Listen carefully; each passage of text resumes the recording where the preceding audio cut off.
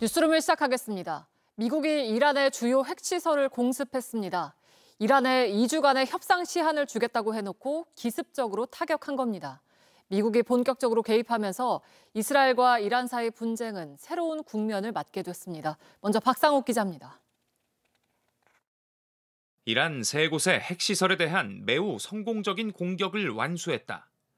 트럼프 대통령에게 더 이상 탁호는 없었습니다. 겁을 먹고 도망간다며 붙은 별명이 무색하게 이란의 주요 핵시설에 폭격을 가한 겁니다. 현지 시간 19일 이란에 2주의 시한을 주겠다고 한 지 불과 이틀 만입니다. 미국의 스텔스 폭격기 B-2 6대는 37시간을 비행해 이란 포르도와 나탄즈, 이스파한 세 곳에 지하 깊은 곳을 파괴시키는 벙커버스터 GBU-57을 투하했습니다. 벙커버스터가 실전 투입된 건 이번이 처음입니다. 미 폭스뉴스는 포르도 핵시설 한 곳에만 6발의 벙커버스터가 투하됐다며 B-2 폭격기 외에도 토마호크 순항미사일도 쓰였다고 전했습니다. 트럼프 대통령은 공습작전 직후 대국민 담화를 내놨습니다. Iran's key nuclear enrichment facilities have been completely and totally obliterated. Iran, the bully of the Middle East, must now make peace.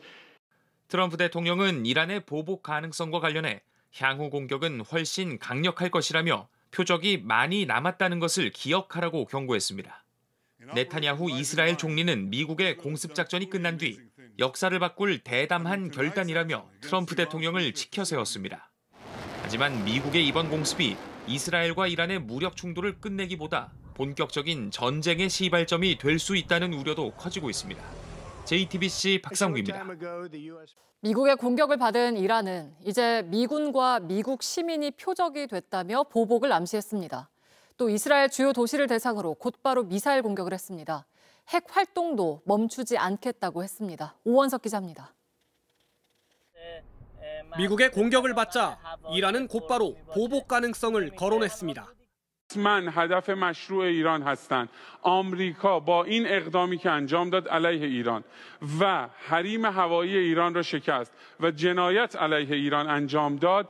열변을 토하는 이란 국영방송 앵커 옆에 떠 있는 그림. 이란의 미사일 사정거리 내에 있는 미군 기지 목록입니다. دیگه جایی در منطقه غرب آسیا نداره. آقای رئیس جمهور آمریکا شما شروع کردید و ما تمومش خواهیم کرد. 지역 내 미군과 미국 시민이 표적이 됐다며 이들에 대한 보복 공격을 암시한 겁니다. 아바스 아락치 이란 외무부 장관도 소셜미디어를 통해 미국이 이란의 평화적 핵시설물을 공격해 국제법과 핵확산 금지 조약을 심각하게 위배했다며 이란은 주권과 이익, 국민을 수호하기 위한 모든 선택지를 갖고 있다고 밝혔습니다. 이스라엘을 향한 공격도 즉각 이루어졌습니다. 미국의 공격 직후 이스라엘의 수도 예루살렘과 텔아비브 상공에서는 이란의 미사일이 카메라에 포착됐습니다. 도시 곳곳에서 폭발음이 들리기도 했습니다. 외신들은 이란의 보복 공격으로 적어도 수십 명이 다쳤다고 전했습니다. 이란은 또 미국의 공격 대상이 된 포르도 핵시설이 심각한 손상을 입지 않았다고 주장했습니다. 지상 부분만 일부 피해를 봤을 뿐 복구가 가능하며 핵 활동을 중단하지 않겠다는 겁니다. 이란의 지원을 받는 예멘의 후티 반군도 즉각 미국을 비난하며 보복 공격은 시간 문제일 뿐이라고 했습니다. 트럼프 행정부가 추가 공격에 나설 경우 확전 가능성도 배제할 수 없는 상황입니다. JTBC 오원석입니다. 이재명 대통령이 여야 지도부를 만나서 오찬 회동을 열었습니다. 통합의 의미를 담은 국수를 먹으면서 1시간 반 넘게 진행됐습니다. 경제와 외교, 김민석 국무총리 후보자의 인사청문회 등 현안에 대한 여러 이야기가 오갔습니다. 최현수 기자입니다. 손을 한번 잡을까요? 화기애애한 분위기로 시작된 오찬에서 이 대통령은 국민의힘 송원석 원내대표에겐 축하의 인사를 건넸습니다. 우리 송 대표님 당선을 축하드립니다. 그리고 많이 도와주십시오. 이 대통령에겐 여야 간 협치를 강조하며 민생 회복의 뜻을 모아야 한다고 말했습니다. 이번에 저희가 추경안도 내게 되는데 정책안에 대해서는 의견이 다른 게 너무 당연해서 또 의견은 제가 충분히 좀 들어보고 조정할 수 있는 또 조정하고. 국민의힘은 적극 협력하겠다면서도 김민석 후보자의 인사검증 원칙을 제시해달라 요청하는가 하면 국회 원구성안에 대한 문제 제기도 꺼냈습니다. 더불어민주당이 야당이었을 때 법사위, 그다음에 운영이 이런 전부 독식을 했는데 그때 명분은 윤석열 정부가 타겟이었습니다. 그런데 지금 윤석열 정부 없지 않습니까? 특히 사법부의 독립성을 문제 삼자 민주당 김병기 원내대표는 먼저 반성해야 한다며 기싸움이 벌어지기도 했습니다. 국민의힘에서 진정성을 보이려면 요구하기 전에 저는 반성하는 것이 열람되지는 지정합니다. 반성하는 것이 먼저라고 생각을 합니다. 이후 비공개로 전환된 오찬에선 통합의 의미를 담아 여러 색이 담긴 국수를 먹으며 진행됐습니다. 이 자리에서 이 대통령은 김민석 국무총리 후보자와 관련해 본인 해명을 먼저 지켜보는 게 바람직하다는 입장을 내놓았습니다.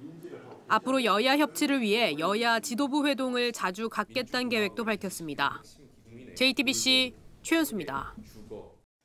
네, 방금 들어온 소식입니다. 북대서양 조약기구 나토 정상회의 참석을 적극 검토해왔던 이재명 대통령이 고민 끝에 불참하기로 했습니다. 대통령실 취재기자 연결해서 자세한 소식 들어보겠습니다. 자, 유선희 기자, 이 나토 정상회의 불참이 방금 결정이 된 거죠? 네, 위성락 국가안보실장 명의의 입장문이 방금 전에 나왔습니다. 정부는 대통령 취임 직후에 산적한 국정 현안에도 이재명 대통령의 나토 정상회의 참석을 적극 검토해 왔는데요. 하지만 여러 현안과 중동 정세로 인한 불확실성 등을 종합적으로 고려해서 이번에는 직접 참석하지는 않기로 했다는 겁니다.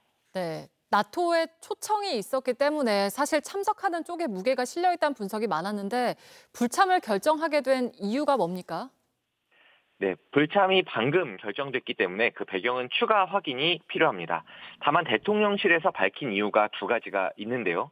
여러 국내 현안 그리고 중동 정세입니다. 그런데 사실 국내 현안은 어제 오늘 갑자기 크게 바뀐 부분은 눈에 띄지 않기 때문에 역시 중동 정세, 구체적으로는 미국의 이란 핵시설 공급이 결정적인 변수가 되지 않았겠냐 이런 분석이 많습니다. 그러니까 이스라엘과 이란 사이의 무력 충돌에 미국이 직접 개입을 시작했다는 점이 불확실성을 가중시켰다라는 점은 확실해 보입니다. 네, 그러면 이재명 대통령 대신에 다른 인사가 나토 정상회의에 참석할 가능성은 있나요? 네, 아무래도 그럴 가능성이 커 보입니다. 위성락 안보실장 명의 입장문에도 다른 정부 인사가 대신 참석하는 문제를 나토 측과 협의할 예정이다라고 나와 있습니다. 사실 나토 측이 2022년에 우리 정부를 처음으로 초청한 이후에 3년 연속으로 참석해왔기 때문에 최근까지만 해도 이번에도 참석할 가능성이 크지 않느냐라는 게 중론이었습니다. 당장 하루 앞을 내다보기 어려울 정도로 이렇게 급변하는 중동 정세를 고려해서 이번에는 이재명 대통령이 직접 가지는 않기로 했지만 어떤 나토 측과의 관계 등을 고려한다면 위성락 국가안보실장 또는 그에 준하는 인사가 대신 참석해서 양해를 구하고 또 우리 상황을 설명하는 조치를 나토 측과 협의할 가능성이 커 보입니다. 지금까지 용산 대통령실에서 JTBC 유선입니다. 김용현 전 장관이 내란 특검의 추가 기소가 부당하다며 낸 집행정지 신청을 법원이 기각했습니다. 내일은 김 전 장관의 추가 구속영장 신문이 열릴 예정인 가운데 3대 특검은 수사 준비에 매진했습니다. 윤정주 기자입니다. 서울고법 형사 20부는 어젯밤 김용현 전 국방부 장관이 낸 특검의 추가 기소 집행정지 신청을 기각했습니다. 내란 특검은 앞서 지난 18일 내란 2인자인 김 전 장관을 공무집행방해와 증거인멸 교사 혐의로 추가 기소했습니다. 이에 김 전 장관 측이 정식 수사가 시작되기 전 기소는 불법이라며 집행정지와 이의 신청을 냈지만 법원이 받아들이지 않은 겁니다. 이런 가운데 서울중앙지법은 내일 김 전 장관의 추가 구속영장 발부를 결정할 신문기일을 엽니다.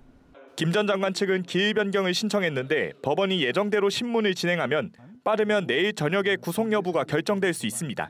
내일은 윤석열 전 대통령 내란 재판도 있는데 박옥수 특검보를 포함한 특검팀이 직접 재판에 들어가 공소를 유지할 계획입니다. 3대 특검 중 내란 특검이 가장 먼저 수사를 시작한 가운데 김건희 특검과 최상병 특검도 주말인 오늘 수사 준비를 이어갔습니다.